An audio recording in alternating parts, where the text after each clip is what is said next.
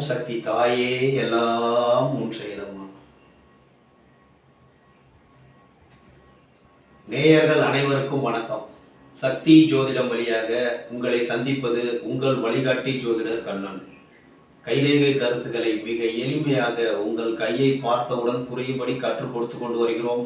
பாருங்கள், பார்த்து பயன்பெறுங்கள்.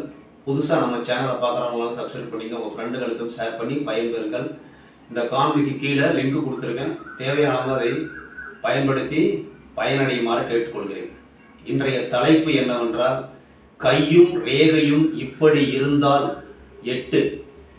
இருதய ரேகை, பாசம், அன்பு, இதயம், இருதயம், வாழ்வில் வெற்றி, புகழ், செல்வம் இதெல்லாம் தரக்கூடியது இந்த இருதய ரேகை. அதை பற்றி நம்ம ஃபுல் டீட்டெயிலாக பார்க்க போகிறோம். அதாவது நம்ம கையில் பார்த்த உடனே இருதய ரேகையை பற்றி பார்க்க போகிறோம். கையும் ரேகையும் இப்படி இருந்தால் 8.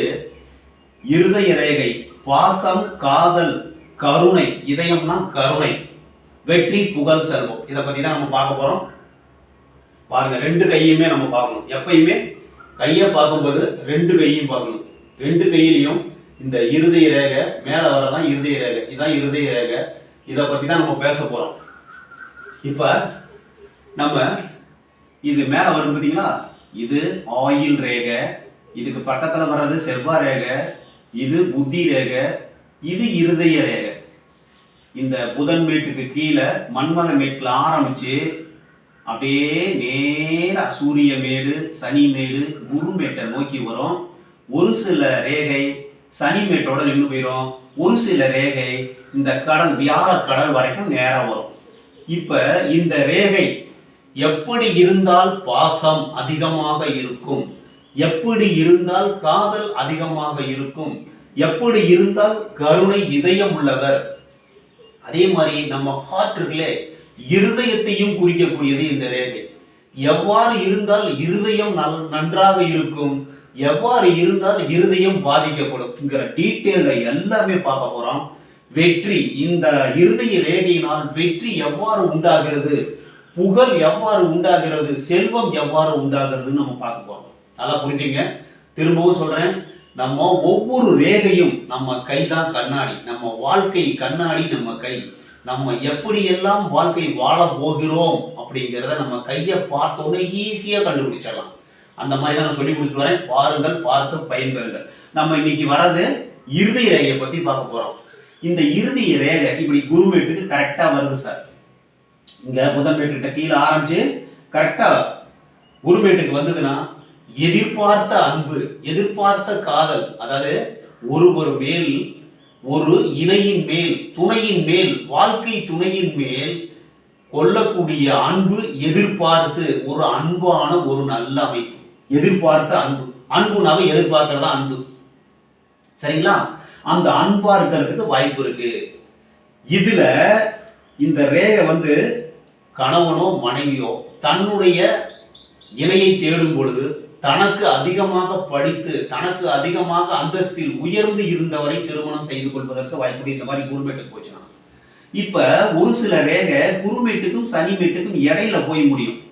இப்படி முடிஞ்சதுன்னா எதிர்பாராத, அதாவது பலனை எதிர்பார்க்காத, இப்ப குருமேட்டுக்கு போச்சுன்னா பலனை எதிர்பார்த்த அன்பு, இது எதிர்பாராத அன்பு.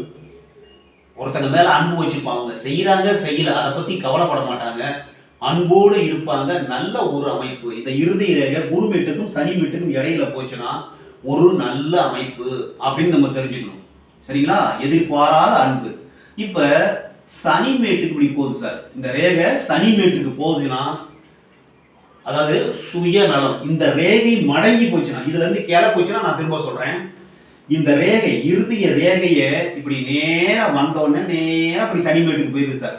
சனி மேட்டுக்கு போச்சுன்னா சுயநலம் அதிகமாக இருக்கும். நல்லா புரிஞ்சுங்க. இதுக்கு போச்சுன்னா எதிர்பார்த்த அன்பு, ரெண்டுக்கும் இடையில போச்சுன்னா எதிர்பாராத அன்பு. இது வந்து சுயநலம் அதிகமாக இருக்கும். அதாவது உடல் இன்பத்தை தேடுவார்கள். உடல் இன்பம் அவருக்கு எப்போதுமே தேவைப்படும். சந்தோஷமா சாப்பிட்றது, சந்தோஷமா உடலுறவு, இந்த மாதிரி உடல் இன்பம், சுயநலம் அதிகமாக இருக்கும். யாருக்கா இருந்தாலும் இது பொதுவான பலன் தான். அவங்க கையை பார்த்து ஒரு சிலது மாறுபடும். இப்ப சனிமேட்டுக்கு இந்த இருதய போச்சுன்னா சுயநலம் அதிகமாக இருக்கும். அதாவது தன்னுடைய குடும்பம் நான் நல்லா இருக்கணும், நான் சந்தோஷமா இருக்கணும் அப்படிங்கிறத செய்வார்கள். இதுவும் ஒரு நல்ல அமைப்பு தான், சிறப்பான அமைப்பு. இந்த இருதய ரேகை சனிமேட்டுக்கு போறது ஒரு நல்ல ஒரு சிறப்பான அமைப்பு.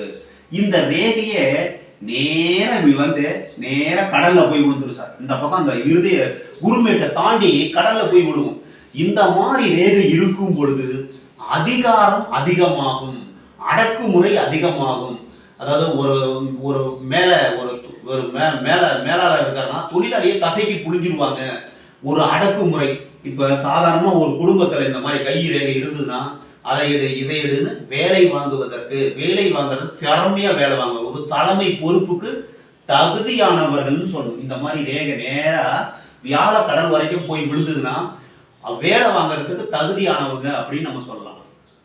இப்ப இந்த ரேகை கீழ் நோக்கி இப்படி லைட்டா பாருங்க, இப்படி லைட்டா இருக்கும்.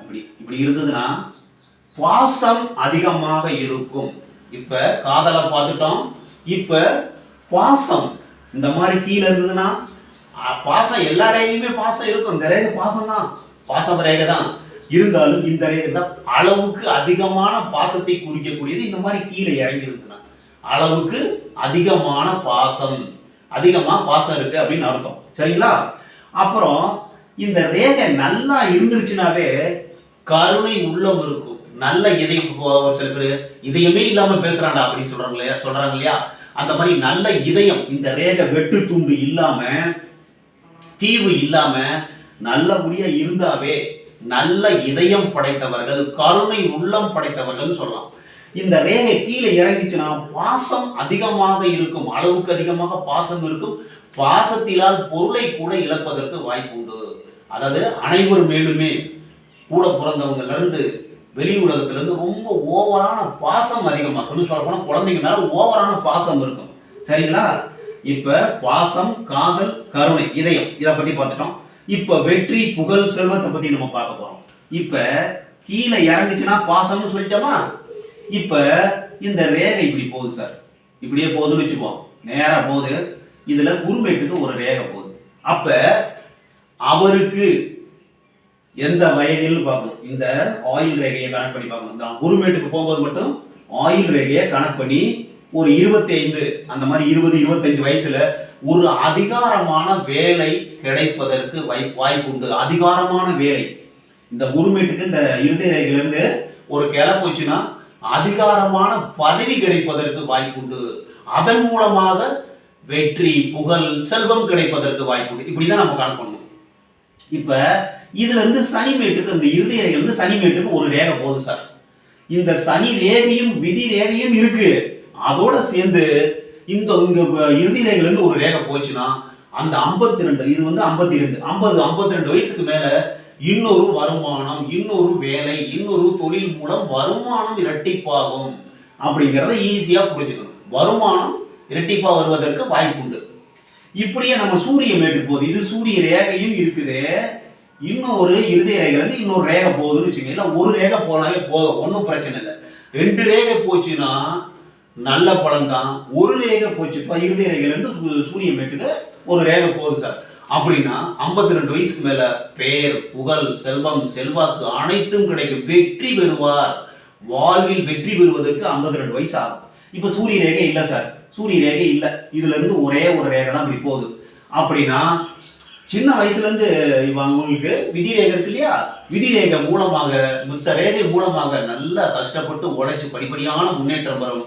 52 வயசுக்கு மேல மக்களால், மனைவியால், சொந்தக்காரங்களால, இல்ல இவரே சம்பாதிக்க ஏதோ ஒரு மூலமாக இவருக்கு 52 வயசுக்கு மேல் வெற்றி, புகழ், செல்வம், செல்வாக்கு அனைத்தும் வந்து வாழ்வில் உயரக்கூடிய ஒரு நிலையை உருவாக்கும் இந்த இருதய ரேகை.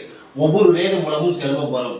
இப்ப நம்ம புதன் வீட்டுக்கு இதுல இருந்து ஒரு ரேகை போகுது சார். இருதய ரேகை வந்து புதன் வீட்டுக்கு ஒரு ரேகை போச்சுன்னா, அதாவது நல்ல ஒரு பிசினஸ் மேனா இருப்பாங்க, பேச்சு திறமை நிறைய இருக்கும், வெற்றி நிறைய இருக்கும். எந்த தொழிலில் இருந்தாலும் அதாவது அவருடைய என்ன வேலை செஞ்சுட்டு இருக்கோம் அந்த வேலையில் புகழ், வெற்றி, செல்வம் வருவதற்கு வாய்ப்பு. இப்போ ஒரு லாயரா இருக்கிறார், அவர் பேச்சு திறமை அதிகமா இருக்கும், பேச்சினால செல்வம் வரும் அப்படிங்கிறத எடுத்துக்கணும்.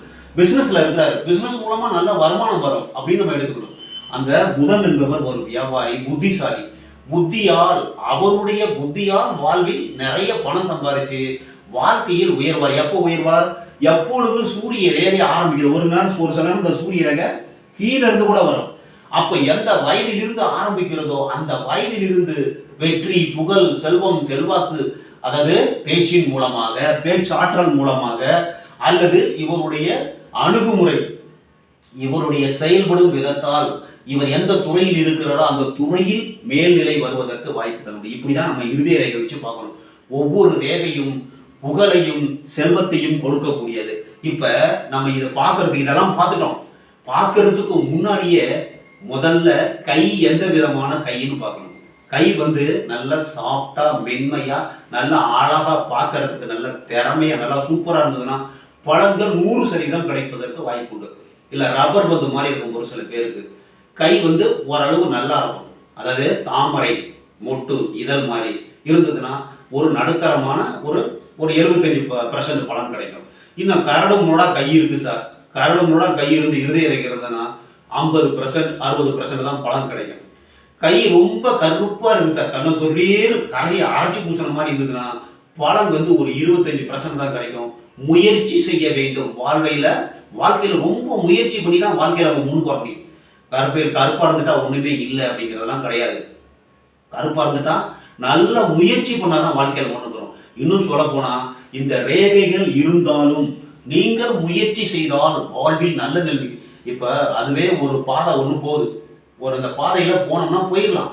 இன்னும் கொஞ்சம் வேகமா போனோம்னா இன்னும் கொஞ்சம் சீக்கிரமா போய் அடைய வேண்டிய இடத்தை, இலக்கை அடைய முடியும். அதே மாதிரிதான் ரேகை, முயற்சி செய்தால் இன்னும் கொஞ்சம் கூட பலன் கிடைக்கிறதுக்கு வாய்ப்பு இருக்கு.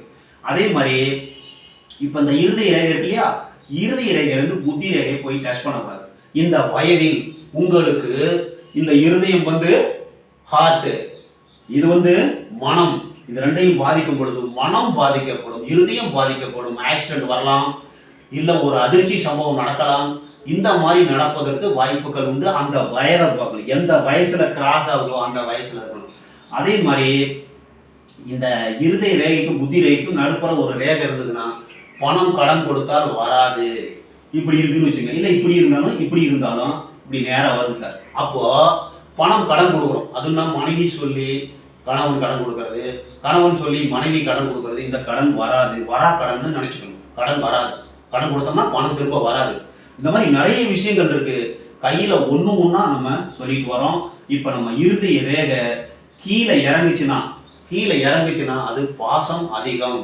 இந்த இருதய ரேகையிலிருந்து ஒரு ரேகை புத்தி ரேகை போய் டச் பண்ணிச்சுன்னா அது ஒரு ஆக்சிடென்ட் மாதிரியோ மன அதிர்ச்சி ஏற்படுவதற்கு வாய்ப்பு உண்டு.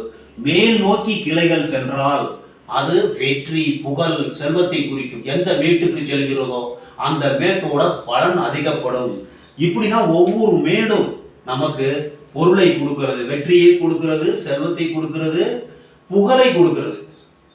இப்படிதான் நம்ம முடிவு பண்ணணும். உங்கள் கையை பாருங்கள் எவ்வாறு இருக்கிறது, உங்களுடைய இருதய ரேகை எவ்வாறு இருக்கிறது, நீங்கள் எந்த அளவு வாழ்க்கையில் முன்னுக்கு வர முடியுங்கிறத பார்க்கலாம். ஒரு சில பேருக்கு இந்த இருதய ரேகையே இருக்காது சார். இந்த இருதய ரேகையே இல்லைன்னு வச்சுக்கோங்க, உடனே அவங்களுக்கு இருதயம் இல்லைன்னு வச்சுக்க கூடாது. இந்த ரெண்டும் சேர்ந்து ஒரே ரேகையா கூட இருக்கும். இந்த இருதய ரேகை இல்லாம நேரா புத்தி ரேகை இருக்கும். உடனே அவருக்கு இருதயம் இல்லை, கருணை இல்லை, நல்ல உள்ளம் இல்லைன்னு நினைக்க கூடாது. இருக்கும், அளவோடு இருக்கும், அளவுக்கு அதிகமா இருக்காது. இது ரெண்டு ரேகையும் சேர்ந்து ஒரே ரேகையா தான் இருக்கும். ரெண்டு கையிலுமே ஒரு சில பேருக்கு ஒரே ரேகையா இருக்கும். அப்படி இருந்தால் அவருக்கு வேலை செய்யணும், வாழ்க்கையில முன்னுக்கு வரணும், பணம் சம்பாதிக்கணும்னு மட்டும் நினைப்பாரு.